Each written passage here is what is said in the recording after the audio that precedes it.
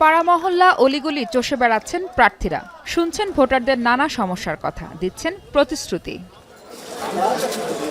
শুক্রবার বিকেলে ঢাকার ১৭ আসনের বনানী ডিউএইচএস এলাকায় প্রচারণায় অংশ নেন বিএনপি নেতা আব্দুস সালাম। ভোটারদের সঙ্গে মতবিনিময় সভায় বলেন, নানা কৌশলে ভোটারদের বিভ্রান্ত করছে জামায়াত। নির্বাচনে কাকে ভোট দিলে দেশের স্বার্থ রক্ষা হবে আর কাকে ভোট দিলে দেশটা আবার সেই পুরনো দিনে ফিরে যাবে, আপনাদের এইটা চিন্তা করতে হবে। যদি এটা আমরা না চিন্তা করি তাহলে আবার সেই পুরনো অবস্থায় আমরা ফিরে যাব।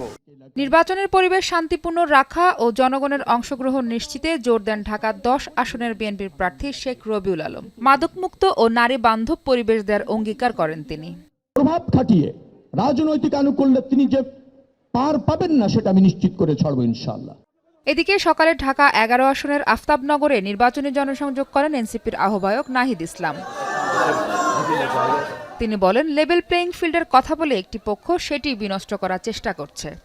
লেভেল প্লেইং ফিল্ডকে একটি দল নষ্ট করার চেষ্টা করছে, তারা আচরণবিধি ভাঙছে, তারা অন্য দলের প্রতিদ্বন্দ্বী প্রার্থীর উপরে হামলা করছে, তারা সমর্থকদের উপর হামলা করছে। শেরপুরে একজনকে হত্যা করা হয়েছে, তারা হত্যা করে লাশের উপর দিয়ে বাংলাদেশে ক্ষমতায় যেতে যাচ্ছে। ঢাকা ৬ আসনের সূত্রাপুরে নির্বাচন সামনে রেখে জনসংযোগ করেন বিএনপি মনোনীত প্রার্থী ইশরাক হোসেন। এ সময় তিনি দেশে গণতন্ত্র পুনরুদ্ধারে সবাইকে সাথে নিয়ে কাজ করার প্রতিশ্রুতি ব্যক্ত করেন। আমরা ইদানিং লক্ষ্য করতে পারছি যে আমাদের প্রতিদ্বন্দ্বী এক বা একাধিক দল রয়েছে, তারা পরিবেশকে নষ্ট করার জন্য নানা রকম কুরুচিপূর্ণ বক্তব্য তাদের মিড লেভেলের এবং লোয়ার মিড লেভেলের এবং তাদের ছাত্র সংগঠনের লোকজন কথা বলছে।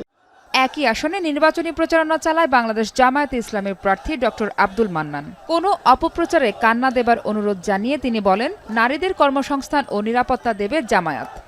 অনেকে বলে মা বোনদের নাকি আমরা ঘর থেকে বের হইতে দেব না।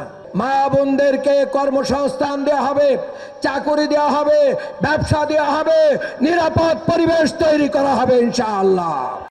ঢাকা ৯ আসনের গোড়ানে প্রচারণা শেষে স্বতন্ত্র প্রার্থী ডাক্তার তাসনিম যারা বলেন, সুষ্ঠু ও নিরপেক্ষ ভোট হবে কিনা এই নিয়ে ভোটারদের মধ্যে উদ্বেগ কাজ করছে।